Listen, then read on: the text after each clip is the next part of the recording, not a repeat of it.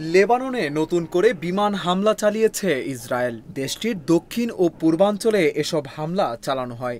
এরই মধ্যে কঠোর প্রতিশোধের হুমকি দিয়েছে লেবাননের সশস্ত্র গোষ্ঠী হিজবুল্লাহ। লেবাননের সরকারি ন্যাশনাল নিউজ এজেন্সির বরাতে এ তথ্য জানিয়েছে আল জাজিরা। পূর্ব ও দক্ষিণ লেবাননে ইসরায়েলি বিমান হামলায় অন্তত একজন বেসামরিক নাগরিক নিহত হয়েছেন। এনএনএ জানিয়েছে দক্ষিণ লেবাননে নাবাতিয়ে অঞ্চলে ইসরায়েলি যুদ্ধবিমান আধা ঘন্টার মধ্যে ৮০টিরও বেশি হামলা চালিয়েছে। দক্ষিণের তাইয়ের এলাকায়ও হামলা হয়েছে। এছাড়া পূর্ব লেবাননের বেকা অঞ্চলেও হামলা চালানো হয়েছে। এর আগে গতকাল রোববার ইসরায়েল ও হিজবুল্লাহর মধ্যে সীমান্তে বড় ধরনের পাল্টাপাল্টি হামলা হয়।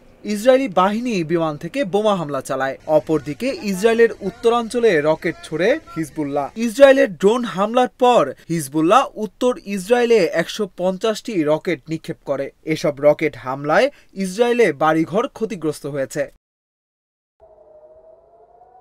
অপরদিকে ইসরায়েল দক্ষিণ লেবাননে বিমান হামলা চালিয়ে হিজবুল্লাহর হাজার হাজার রকেট লঞ্চার ধ্বংসের দাবি করেছে।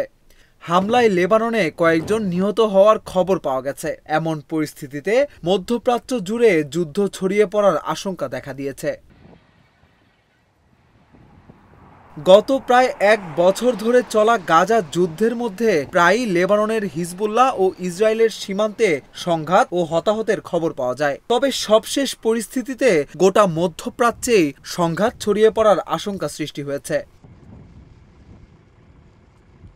এদিকে ইসরায়েলি বাহিনী গাজায় হামলা অব্যাহত রেখেছে।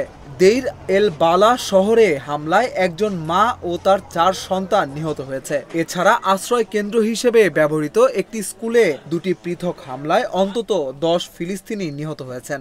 গত প্রায় ১ বছরে ইসরায়েলি হামলায় গাজায় নিহতের সংখ্যা ৪১,০০০ ছাড়িয়েছে।